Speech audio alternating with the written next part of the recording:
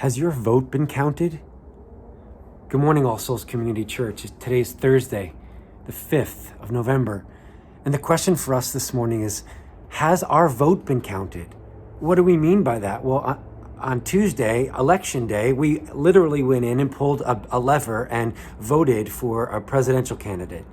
And so that's one way that a vote is counted. But we talked Tuesday that there's a reality in which God is the one who comes and says through Jesus, I'm voting for you. My heart is for you. My life is for you. I'm going to love you. I'm going to show you what it looks like to live a life committed to loving someone who lives like my enemy, who lives opposed to me, who is counter the things that I've actually come to do and be. And the challenge for us on Tuesday was the reality, or the calling, if you will, of actually loving our enemies, those that are opposed to us, of thinking about how we can tangibly do that. And so this day, as we're literally as a nation waiting for votes to be tallied in the swing states, my question for you is simple. Has your vote been counted? And I'm not talking about your presidential election vote. I'm talking about the vote that you need to cast and that you are challenged to cast for the sake of your enemy. If you remember, Jesus is the one who says, you've heard that it was said, love your neighbor and hate your enemy. But I say to you, love your enemy and pray for those who persecute you. Have you? Praying for your enemy is one of the ways that your vote is tallied.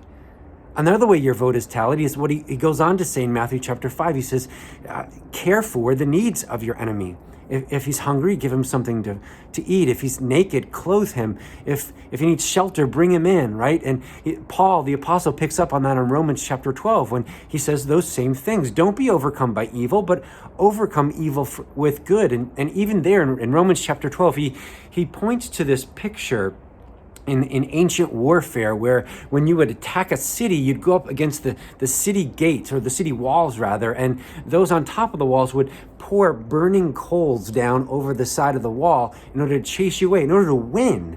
So Paul's saying, when you overcome evil with good, it's like pouring burning coals on your enemies' heads. He's not saying, hey, what I want you to do is hurt your enemies. He's saying, no, I want you to win. And here's how you win. By choosing to overcome evil with good, by choosing to love your enemy and pray for those who persecute you, meet the needs of your enemy. If he's cold, like I am right now, sitting outside in the dark, if he's cold, then give him a coat. In fact, give him your coat, right? Like this idea of meeting the needs. But he goes even further. Jesus and Paul both go further than that when they say, it's not just about meeting the needs of your enemy, it's about literally sacrificing for your enemy. In fact, the Apostle John picks up on that in 1 John 3:16 when he says this is how we even know what love is. Jesus Christ laid down his life for us, and we ought to lay down our lives for one another. The very next verse he talks about, for those of you who have material possessions, if you see someone in need and you don't help meet their need, then the love of Christ does not live in you, because we are to love not in word and in tongue only, but in deed and in truth. Do you see? The urging is the same again and again and again, that for those that we see as our enemies, that are living opposed to us, we are to love them in the same way that we've been loved by him. And that is to choose to pray for them. Why? Because our hearts change when we pray. Prayer is all about relationship, mine with God. And as I choose to pray for those that are my enemies, I enter into the heart of God for me first, because I was first and foremost his enemy. God demonstrates his love for us in this, Romans 5 says, that while we were still sinners, enemies of God, Christ died for us. So as I enter into that story first, what I find is that my heart is warmed by the grace of God that I've received, that I can then give out of to everyone else who, listen, doesn't deserve it either. And so how are you doing with loving your enemy? Paul writes in his letter to the Roman church, again, he says there's one debt that we have outstanding to one another, one debt that we'll never actually fully pay. And that's the debt of love. We are called to love. And that debt is always outstanding. You know why? Because it's always needed. It's always needed. How many times, even this morning, have you made a mistake? Have you said something that you wish you didn't say, or thought something you wish you didn't think, or typed something on your social media platform that you wish you said differently? How many times, even today, let alone this week, Have you made mistakes and therefore are in need of the kind of love that's called grace, unmerited favor, love that you don't deserve but you desperately need? That's the love we receive from God in Jesus.